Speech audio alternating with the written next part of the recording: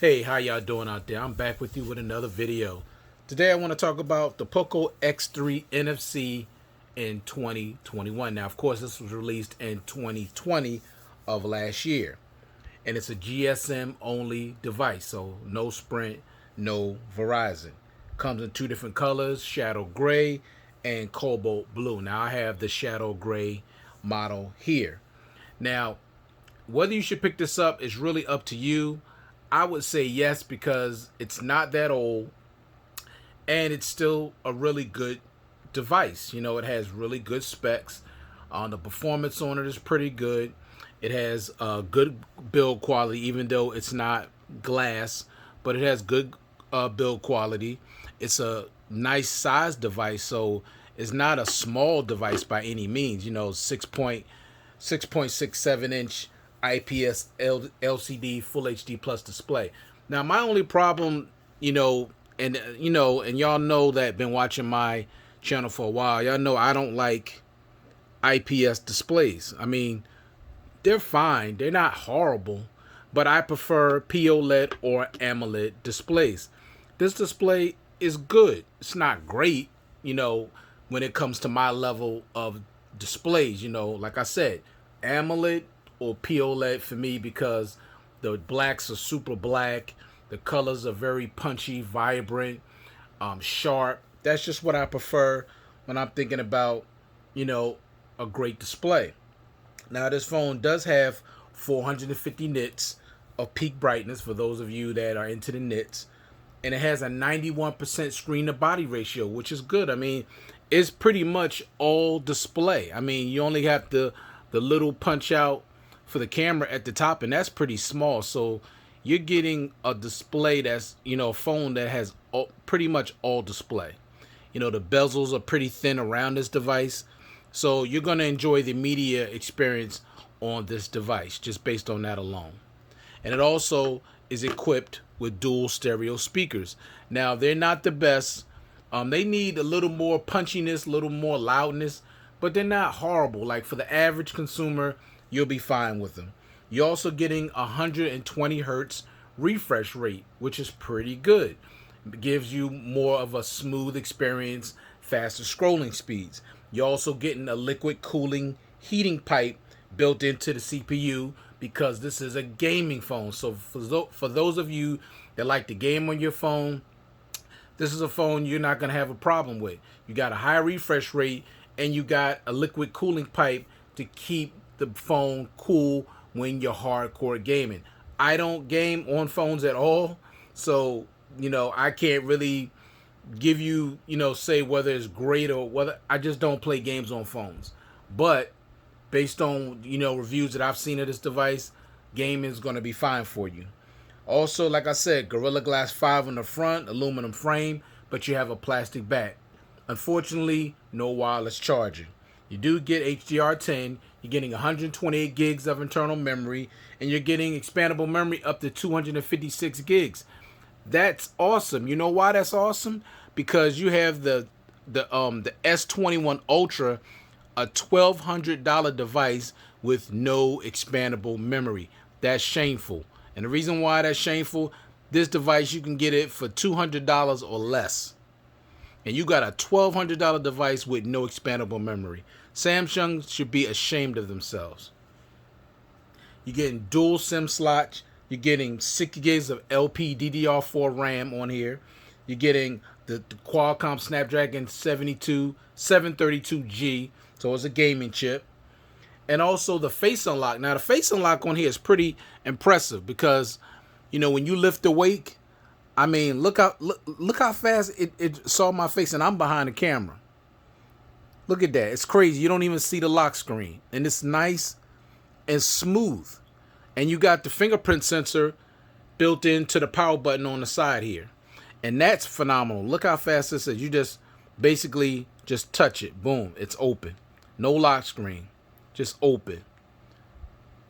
So you're getting a great face unlock on here, and you're getting a great fingerprint sensor for those of you that prefer physical fingerprint sensors. There's people out there that don't like the in-display fingerprint sensor because Some of them are like kind of finicky and they don't work as well. So there's people out there that prefer a physical fingerprint sensor. Well, you're going to get one on this device. Is built right into the side. It might take a little getting used to, having the fingerprint sensor on the side, but you can get used to it really quick. It just, it'll just take some muscle memory, but you can do it pretty quick. And you're getting a 3.5 millimeter headphone jack, which matters to people like me and a lot of people out there that have high impedance headphones and they want the quality that a wired connection will give you as opposed to Bluetooth. So, and the reason why that's so important is because this phone has a 24-bit high-res audio that sounds phenomenal. I mean, really, really good. I mean, it's basically the same, I believe it's the same as my Mi 10 Pro 5G. And that audio on there is awesome. The only difference is this has a headphone jack, and the Mi 10 Pro 5G, you got to go through the USB Type-C port, so you got to use a dongle. But you're still getting great audio sound, all right? You're getting an IR blaster, and I love that because that's a universal remote control. See? I got it set for my bedroom. See? Universal remote control. And it also is not only good for your TV. Look at all the other things that it's good for. It's good for your TV, your setup box. So let me go back, sorry. Your AC, your fan, your smart box, your AV receiver, DVD player, projector, camera, and others. So it's not just about the TV with the IR blaster. And this is something that Samsung and LG used to have on their devices, and they removed them. Now, I'm serious. I'm not with that removing features. I'm with just adding features to the features you already have. I hate when companies start removing features off phones. I don't like that at all. Not unless it's something that people want removed. But I don't know a lot of people that want features removed off their device. So kudos to Xiaomi, which makes this device, that they put that IR blaster on the device. And also Huawei also puts IR blasters on their devices. Unfortunately, their devices are banned in this country and there's no Google services. Now, you're also getting second space. Now, second space is basically you're getting two phones in one. I'm not going to show that because I did that in my full review if you want to check that out. But it's basically like having two phones in one. You use a different fingerprint and you have a whole new home screen and everything. So it's like having two phones in one. The dual stereo speakers, I already talked about that. Now, with the 5,160 milliamp battery, I'm getting 3 days with this phone. 3 days of heavy usage. So you're not going to have an issue with the battery. You shouldn't. Unless, like I said, unless you're super heavy into gaming. It might be a day and a half, 2 days. I don't know, because like I said, I'm not a gamer. But just for everyday operation and everyday daily activities, I'm telling you, 3 days. 2 to 3 days, I'll say that.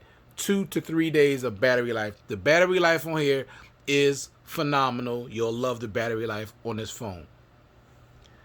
Now look, this is what put the icing on the cake too for this device.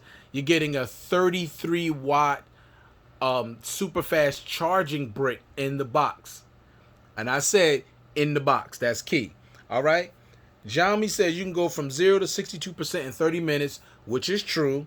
And also from 0 to 100% in just over an hour at 65 minutes.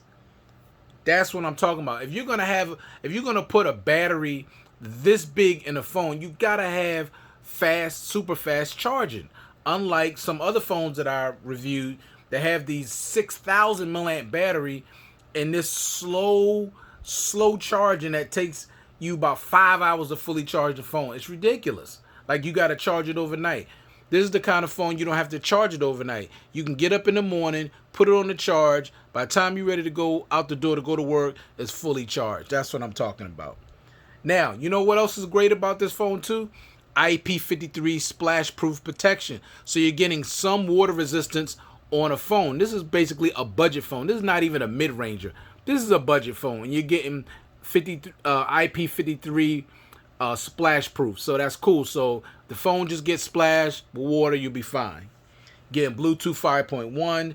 You get the one-handed mode, which I love.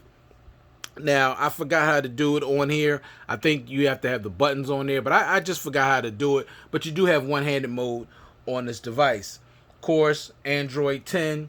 Now, I'm not sure if it got updated to Android 11 yet. I haven't really checked because I haven't used it in a minute.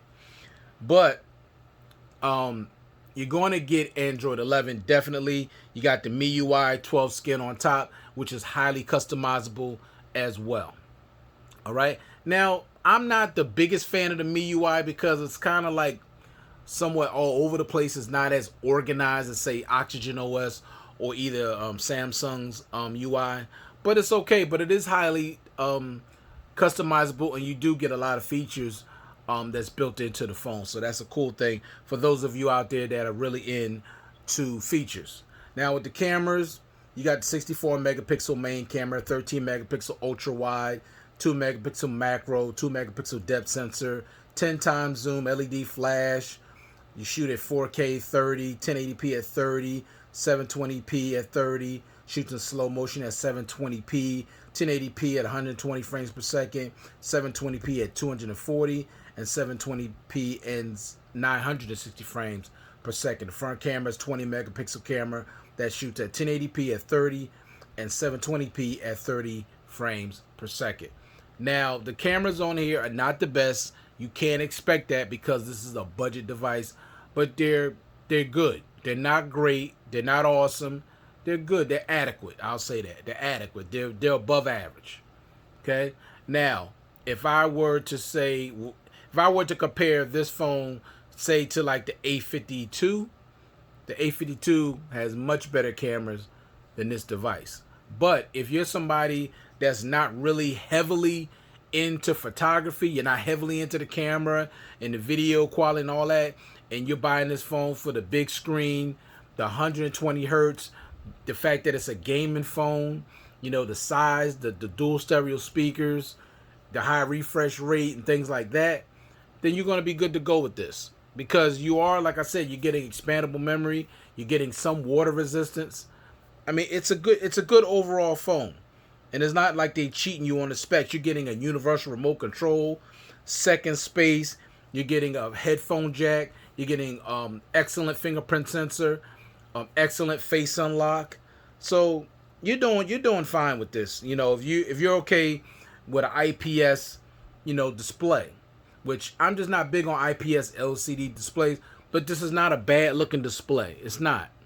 It really isn't. It's a good display, but I just prefer POLED or AMOLED. All right, so should you pick up this phone in 2021? I would say yes, depending on what your needs are and what you're looking for in a device. Now, I believe it competes competitively with other devices out there.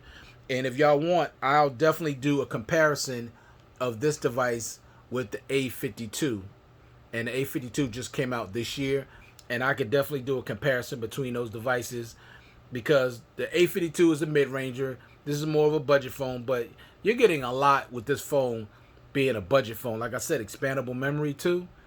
I mean, you got $1,000 devices that's not giving you expandable memory. You have $2,000 devices not giving you expandable memory, and you're getting it on this, especially for those people out there that expandable memory is important to you. There's a lot of people out there that need expandable memory, and these companies now, they're trying to take that away. Some just not giving you it at all, not giving you the option. I don't like that, but this phone, you do get expandable memory. So would I recommend this device? Yes, I would recommend this device, as long as your main focus is not the camera. If you're heavily into the camera and the camera got to be really up there with quality, then you don't want to consider this device. Like I said, the cameras are not horrible, but they're just good. They're not great. They're just good. All right. So thank you for taking the time to view this content. I do appreciate it. Please leave me a thumbs up and consider subscribing to the channel. Hit that bell notification so you'll get notified every time I upload a video. Hope everybody out there is staying safe, and I'll see you in the next one. Peace.